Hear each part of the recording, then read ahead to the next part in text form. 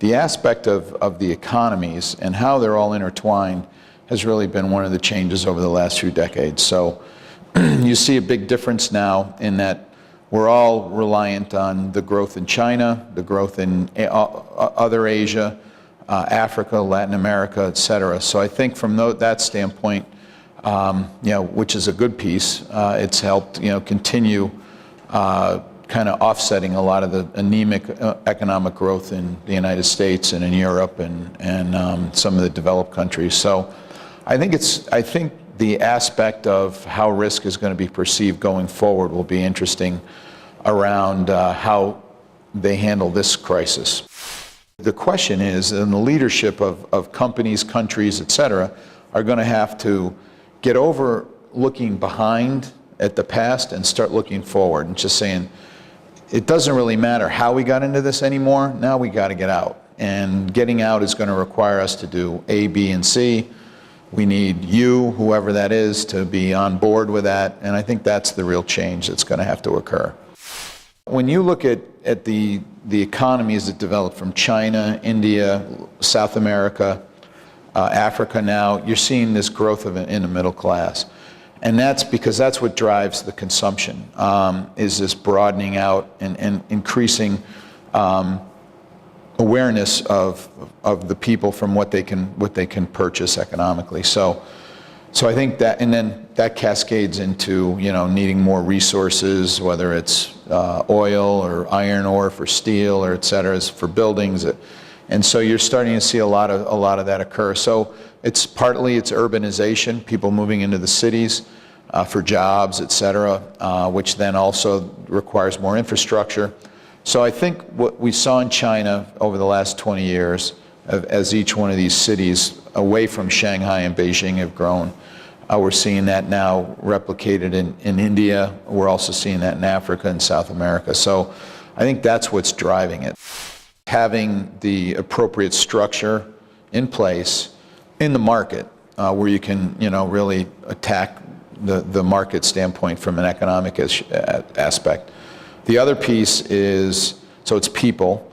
The other piece is having the understanding of how the market operates, how you can go in and really make an impact, make the right investments with the right risk profile, et cetera. And that's a big change. And each one of these areas, the countries and regions, are going to be different. So you really have to have people on the ground that both understand externally how to work, but also how to work within the companies that they work for. And that's a hard one, and it's hard to build that up. And I think one of the challenges we all have is getting the right people with the right mindsets in each one of the areas. You've got some countries that are oil rich, mineral rich, that are basically exporting a lot of their resources and getting value for that. You've got a bunch of other countries that are broader from a standpoint of people and a broader economy, and maybe some more agriculture, entrepreneurship, et cetera. So there's a real difference amongst all the countries, and I think that is the aspect that you have to understand by being there. And people don't really understand how big, taking Africa as the example, how big it is and how diverse it is. So our home base, if you think about it, has been the US. We then expanded over, years into Europe. We then have subsequently gone into China, India, Africa now, very, very small, but and then in South America. And it's getting people that have the same values and the same thought process, even in different cultures, to really understand how to operate within the company.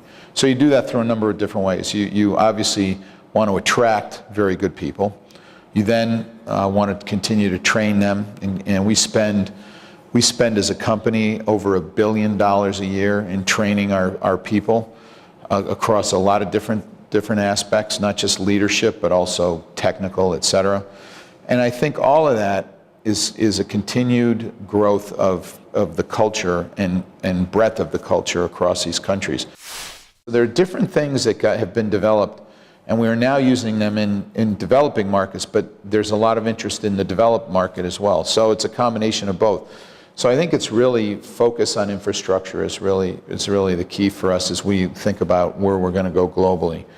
We have a big product push and capability in what we call our Ecomagination products, which are wrapped around ecologically focused in thought process, green, if you want to call it that, products in our in turbines and aircraft engines, locomotives, et cetera, and how we've continued to decrease our environmental footprint of the products. And then we have Healthymagination, which is a combination of our healthcare products, but working within that from a standpoint of developing a healthy population, from a standpoint of how we think about education, et cetera, in that regard.